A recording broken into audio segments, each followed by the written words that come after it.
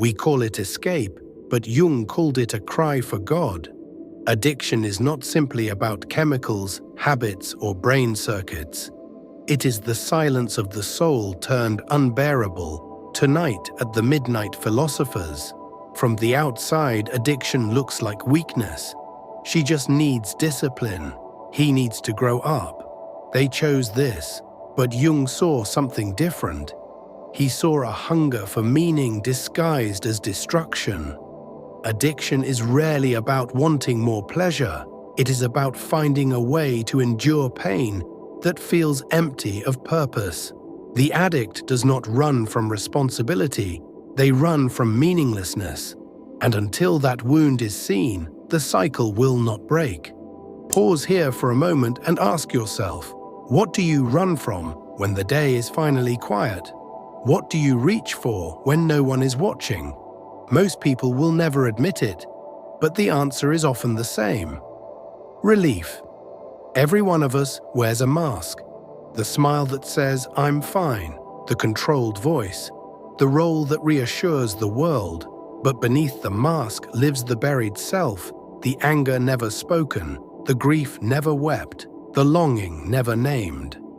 Jung warned that what we repress does not vanish. It waits. Addiction is that waiting made visible. A man admired by all may still surrender each night to the bottle or the screen. Not because he loves it, but because part of him refuses to stay silent any longer. This is why addicts often speak of feeling possessed, not by a demon, but by themselves, by the self they tried too hard to exile. Addiction is not a war against weakness, it is the rebellion of the hidden self against the mask. And this rebellion, Jung would say, is sacred in its own way, because it reveals that something inside you refuses to be buried forever. Ask yourself, what part of you has been waiting in silence? What emotion? What memory? What desire have you told yourself must never be seen? The truth is that whatever you hide will always find its way back. What does the addict really seek? Not ecstasy, not chaos. They crave pause, a moment when the noise of pretending, of performing, of always being one step behind, finally falls silent. This is why addiction is so deceptive. It does not sell joy, it sells quiet, and every time it raises the price. People are not addicted to alcohol or cocaine or nicotine or screens. They are addicted to relief, to numbness, to that fleeting stillness that makes life bearable for a moment. That is the cruel genius of addiction. It offers silence, only to rent it back at greater cost. But silence bought through chemicals is counterfeit. It fades and the hunger grows deeper. It is like drinking salt water. The more you consume, the thirstier you become. And so the cycle continues. Longing, relief, collapse, shame. Not because the person is weak, but because the wound inside them has not yet been heard. Think of the last time you reached for something to distract yourself. Did it solve the problem, or did it only postpone it? This is the mechanism of addiction in miniature. People fear rock bottom as if it is the end of the road, but Jung saw it as something else. Rock bottom is not failure, it is initiation. When the mask shatters, when excuses collapse, when every distraction fails, only then does the deeper self stir. What is dangerous is not the fall itself, but hovering above it for years.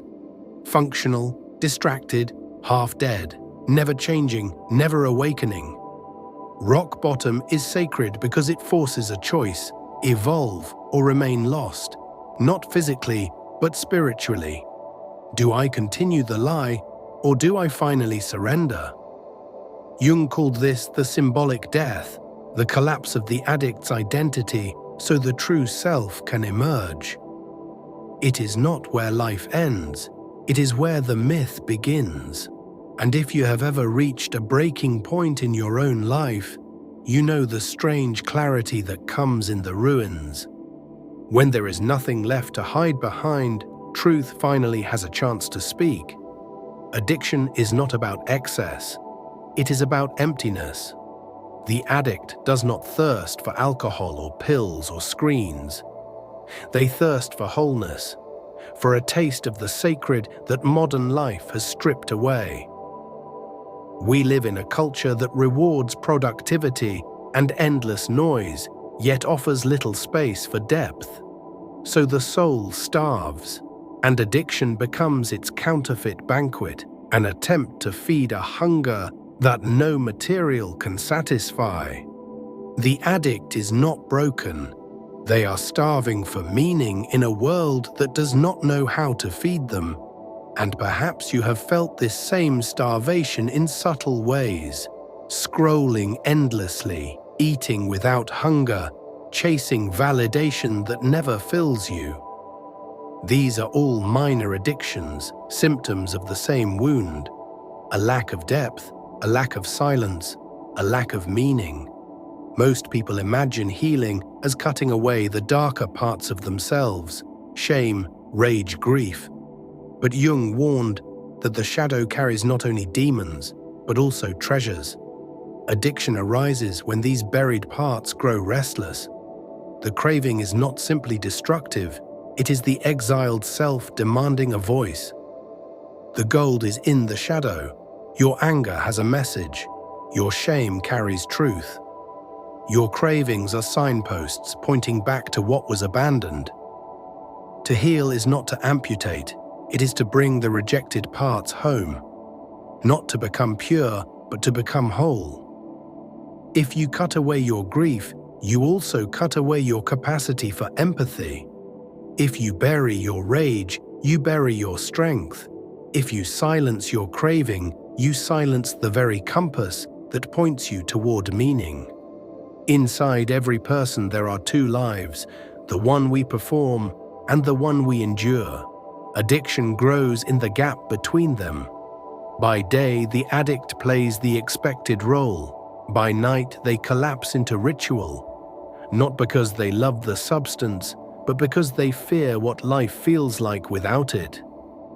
Each relapse is not a failure of will, but a betrayal of truth. Healing is not perfection, it is reunification. When the hidden self returns to the circle, the substance begins to lose its grip. For addiction thrives only in division. In wholeness, its power dissolves. And here is the paradox: the more you try to silence the hidden self, the louder it will speak. That is why cravings often grow stronger when you fight them without listening. The addict does not long for destruction. They long for quiet, for stillness, for the dignity of being seen. The tragedy is not the hunger itself. The tragedy is searching for it in places too small to hold it. We live in a culture that teaches us to worship noise, to stay busy, stay productive, stay distracted. Addiction is the refusal to accept that bargain. It is the soul saying, "I will not settle for a life without depth." And this is why, paradoxically, the addict is closer to truth than those who live comfortably numb. Because the addict cannot lie to themselves forever. They cannot convince themselves that constant noise is enough. Their suffering unmasks the illusion that distraction is the same as living. But here lies the paradox of recovery. It does not begin with strength. It begins with honesty. Not the polished honesty we share with friends, but the raw confession we whisper to ourselves at 3 a.m. I cannot keep living like this. That is the threshold. Not victory, but surrender. Not control, but letting the truth finally be heard. And here is what most people misunderstand. Surrender is not the same as giving up. It is giving in to reality. It is admitting that what you run from has been inside you all along. Every craving is a message in disguise. When the urge rises, it is not simply chemistry. It is a signal. a call from the parts of you that have been silenced. When you learn to listen, the craving becomes less of an enemy and more of a teacher. Of course, this is difficult because listening to your craving means facing what you least want to feel, the grief you buried, the shame you pretended did not exist. But as Jung said, what we do not make conscious will return as fate. If you do not confront it willingly, it will confront you through compulsion. Recovery is not a straight line. It is a spiral. You revisit the same wounds, but from a higher level of awareness each time. What once broke you now reveals your strength. What once controlled you now becomes your compass. This is why relapse, though painful, does not always mean failure. Sometimes relapse is the soul's reminder that there is still more to learn. It does not erase progress. It highlights where the wound still waits for attention. Healing, then, is not measured in days of abstinence. It is measured in depth, in the willingness to ask, what is this craving trying to tell me now? Silence plays a central role in all of this. Not the silence of chemicals, but the silence you create when you stop running. For many people, this is the hardest part. True silence feels terrifying at first because it removes the mask. It confronts you with the truth of who you are. But silence is also where healing begins. In silence, you discover that your pain is not endless noise. It is a voice that has been waiting to be heard without judgment. Try to imagine sitting alone without reaching for distraction. No phone, no drink, no noise. At first, the mind screams, but if you stay, if you breathe, something unexpected happens. The scream becomes a whisper, and the whisper carries truth. Jung called this individuation, the process of becoming whole again. It is not about becoming perfect.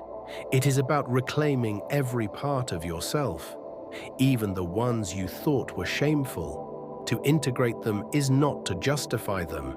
It is to recognize that they belong to you. They are part of your story, and until you claim them, they will claim you. Think of the shadow not as a monster, but as a room in your house you have locked and never entered. At first, you imagine it is full of horrors, but when you finally open the door, you find not only pain, but also gifts. The strength you denied, the creativity you suppressed, the honesty you buried under performance. Addiction is often the knock of that locked room, louder and louder, until you can no longer ignore it. We rarely stop to ask what happens when we ignore that knock. Most of us do it every single day. We drown it in work, in endless scrolling, in schedules so packed there's no room left for silence. We call it discipline, we call it responsibility, but often it is nothing more than escape, polished, professional escape. Jung warned that modern life worships progress and forgets the soul. We build higher towers, louder machines, faster distractions, but the hunger inside remains. Addiction is only the extreme version of a hunger we all share, the need for depth in a world obsessed with surfaces.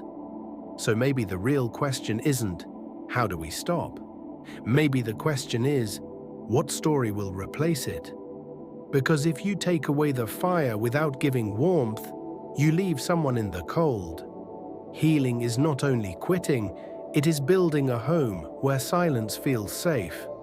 And here's the twist. The hunger that fuels addiction is the same hunger that can fuel transformation. The craving for relief is also a craving for truth. The desire for silence is also the desire for depth. The fire that destroys can also light the path forward. So the knock is not a curse, it's an invitation to open the room you've avoided, to welcome back the parts of you that refuse to die quietly. And until that door is opened, freedom will always remain out of reach. Real freedom, Jung would say, is not the absence of temptation, It is no longer being defined by it. It is when the craving arises, and instead of running or fighting, you listen. You ask, "What is this really about?" And in that question, you begin to reclaim yourself. Freedom is presence, the ability to sit in silence without needing to escape, the courage to feel pain without calling it meaningless, the strength to be seen without a mask. The addict who awakens does not become perfect. They become real. They no longer measure freedom by what they avoid, but by what they can finally face. Silence, presence, connection. They stop running from the quiet.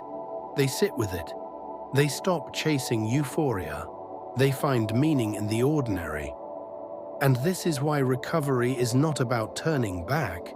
It is about moving forward, not to the person you once were, but to the person you were always meant to be.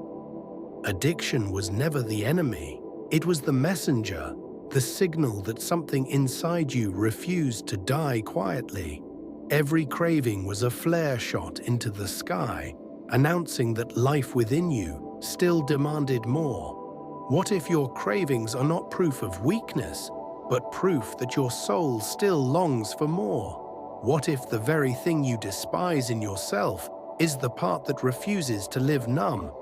What if addiction, in its distorted way, was always the invitation to finally come home? To recover is not to silence that rebellion. It is to listen to it, to understand that what you thought was a craving for escape was in truth a longing for presence.